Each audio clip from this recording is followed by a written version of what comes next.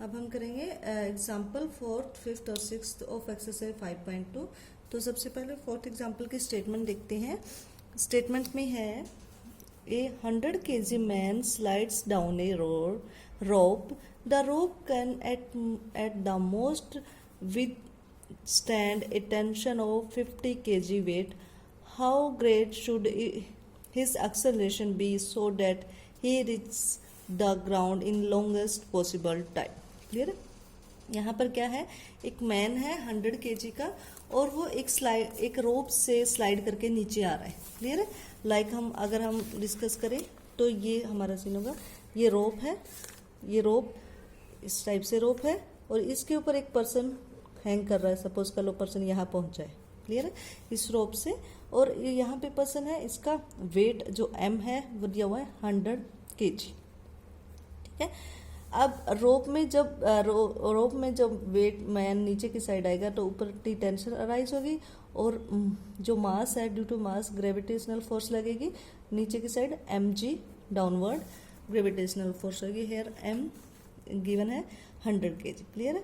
तो जब ये नीचे आ रहा है तो इक्वेशन ऑफ मोशन नीचे की साइड है, तो हमें फाइंड आउट करना है what is the acceleration of the man. इस पर्सन की कितनी एक्सेलरेशन होएगी so that he reached ground in longest possible time. ज़्यादा से ज़्यादा टाइम में ये ग्राउंड में पहुंच सके। क्लियर है? ठीक है? तो यहाँ पर क्या दिया हुआ है, टी टेंशन कंसिडर कर ले, tension in rope, in the rope. Clear है? तो इक्वेशन ऑफ मोशन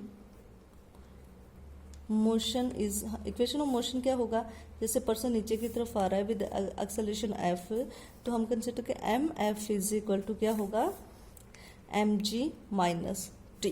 क्लियर है? आपके पास यहाँ पर क्या है, टेंशन दी हुई है, मैक्सिमम टेंशन 50 दी हुई है, मैक्सिमम टेंशन यहाँ पर 50 दी हुई है। ठीक है? तो यहाँ से हमें f की वैल्यू निकालनी है। तो यहाँ पे जो t है वो किसके इक्वल हो जाएगा, t हमारे पास है mg माइनस mf।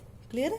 तो मैक्सिमम टेंशन कितनी दे रखी है, 50 kg वोल्ट, तो इसको हम लिख सकते हैं 50 g न्यूटन। क्लियर है? तो अगर हम यहाँ पर पुट करें t की मैक्सिमम वैल्यू, तो ये क्या होगा, mg minus mf, maximum value इसकी, that is less than equal to क्या हो जाएगा, 50g। क्लियर है?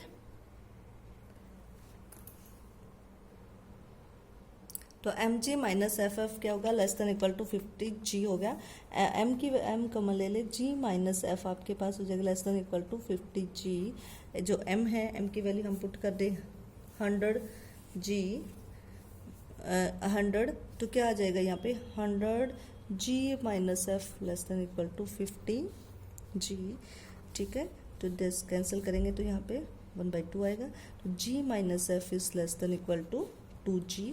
तो यहाँ से क्या आ जाएगा, यहाँ पे दिस इम्प्लाइज जो f, अगर मैं f इस साइड लेके आऊँ, g इस साइड लेके आऊँ, तो आपका क्या हो जाएगा, f is greater then, sorry 2 यहाँ होगा, ये 1/2 हो गई। ठीक है?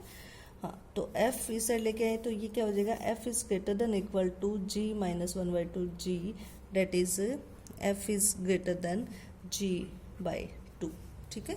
तो जो लॉन्गेस्ट, इसमें हमें फाइंड आउट करना है how great should be it's acceleration. तो रिक्वायर्ड एक्सेल हाउ ग्रेट, ज़्यादा से ज़्यादा एक्सेलरेशन कितनी बड़ी होगी, ग्रेटर देन इक्वल टू, तो हम कह सकते हैं रिक्वायर्ड एक्सेलरेशन हो जाएगी g/2 मीटर पर सेकेंड स्क्वायर। क्लियर है? ठीक है? यहाँ पे टेंशन मैक्सिमम वैल्यू दी हुई थी, तो उस मैक्सिमम के यूज़ कर लिया, इसलिए हमने यहाँ पर ये less than equal to 50g लिखा है। ठीक है? अब हम करते हैं फिफ्थ एग्जाम्पल। फिफ्थ एग्जाम्पल भी इजी है। इसमें लिखा है an acceleration which together with its load weight m kg, an aeroplane, एक एरोप्लेन है, an aeroplane which together with its load weight m kg is falling with an acceleration of f metre पर second square, f being less than g। Clear है? एक aeroplane है वो आपका, जिसका with उसका weight with load mkg, acceleration aeroplane का weight with load mkg दिया हुआ है और वो इस f एक्सेलरेशन से डाउनवर्ड आ रहा है। क्लियर है? तो हमें शो करना है, show that if a part of the load is equal to this kg be thrown out, अगर उसका कुछ लोड कम कर दिया जाए तो वो aeroplane will begin to rise with an acceleration of f metre पर सेकेंड स्क्वायर। क्लियर है? तो यहाँ पर जब हमारा जो प्लेन है एरोप्लेन वो डाउनवर्ड आ रहा है, एग्जाम्पल 5 में क्या लिखा हुआ है, एक एरोप्लेन है जिस पे कुछ लोड है और aeroplane the weight of aeroplane with load क्या है, weight of aeroplane with load, उसके ऊपर कुछ लोड है, यहाँ लिखा हुआ है mkg। क्लियर? वो डाउनवर्ड आ रहा है, एरोप्लेन जो है ना आपका डाउनवर्ड आ रहा है। ठीक है? तो जब डाउनवर्ड एरोप्लेन आता है तो जब विद एक्सेलरेशन f पर एरोप्लेन डाउनवर्ड आ रहा है। क्लियर है? तो यहाँ पर एरोप्लेन पर एक फोर्स लगेगी, वो लगेगी mg। क्लियर है? क्योंकि इसका वेट m है, f एक्सेलरेशन से वो नीचे आ रहा है। अब जो आपके पास क्या है, जो एयर के अपथ्रस्ट है वो एरोप्लेन को ऊपर की साइड धकेलेगी, जो एयर जैसे चल रही है वहाँ पर एरोप्लेन है, due to the upthrust of the air. तो यहाँ पर क्या एक अपर साइड फोर्स लगेगी। क्लियर है? उस फोर्स मैं कंसिडर कर लेती हूँ, let F with newton upward force, let जो एफ न्यूटन है, ton is the upthrust of the air. Clear? तो equation of motion of aeroplane क्या होगा, इक्वेशन ऑफ मोशन आपका होना चाहिए, देखो आपका जो एरोप्लेन है डाउनवर्ड आ रहा है। ठीक है? तो एम एफ किसके इक्वल हो जाएगा, mg minus capital F। Clear है? एफ एक्सेलरेशन से एरोप्लेन नीचे आ रहा है, m इसका वेट है तो mg डाउनवर्ड फोर्स लगेगी और f जो फोर्स है ये अपवर्ड लग रही है due to the upthrust of the air. Clear? तो यहाँ फिर अगेन क्या कहते हैं, स्टेटमेंट में कहते हैं इसका जो लोड है एरोप्लेन का जो वेट है उसमें कुछ पोर्शन कम कर दें तो aeroplane began to rise with an acceleration f। Clear? तो हम कंसिडर कर लेते हैं mkg जो लोड है वो थ्रोन आउट हो गया, late mkg be the load thrown out। तो अब कितना वेट बच गया आपके पास, तो रिमेनिंग कितना हो गया, रिमेनिंग वेट इन एरोप्लेन क्या हो जाएगा, इन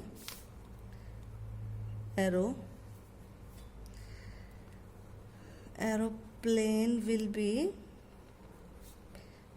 m capital M minus m, इतना वेट kg हो जाएगा रिमेनिंग। ठीक है? अब इस वेट से एरोप्लेन क्या है, फ्लाई करने लग जाता है। अब एरोप्लेन क्या है, अपवर्ड की साइड जा रहा है। क्लियर है? Upward it's with acceleration f, इसमें वेट है m माइनस स्मॉल mg। तो यहाँ पर एक डाउनवर्ड फोर्स लगेगी due to gravitational, capital M minus mg। F यहाँ पे थ्रस्ट ऑफ द एयर और F एक्सेलरेशन है m माइनस। तो इक्वेशन ऑफ मोशन अब क्या हो जाएगा, इक्वेशन ऑफ मोशन, क्योंकि आपका जो प्लेन है वो ऊपर जा रहा है तो capital M minus m F is equal to हो जाएगा F minus m minus g, ये हो जाएगा इक्वेशन ऑफ मोशन। ठीक है? अब इक्वेशन ऑफ मोशन 1 ये है, इक्वेशन ऑफ मोशन ये 2 ये। तो 1 से जो कैपिटल F की वैल्यू है हम यहाँ पर पुट करते हैं, 2 में पुट करते हैं।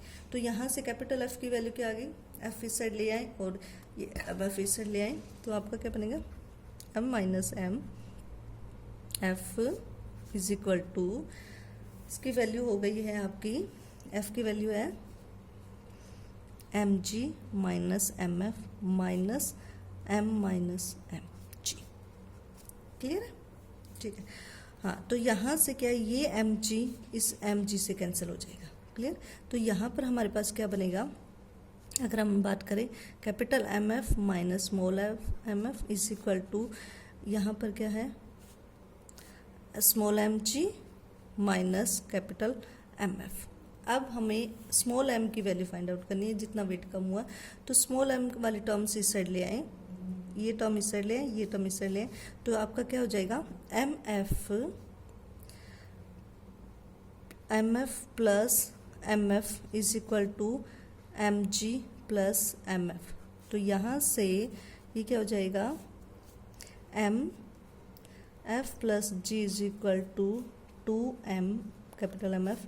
तो यहाँ से m की वैल्यू आ गई ना, स्मॉल m की value 2m by m f plus into में f।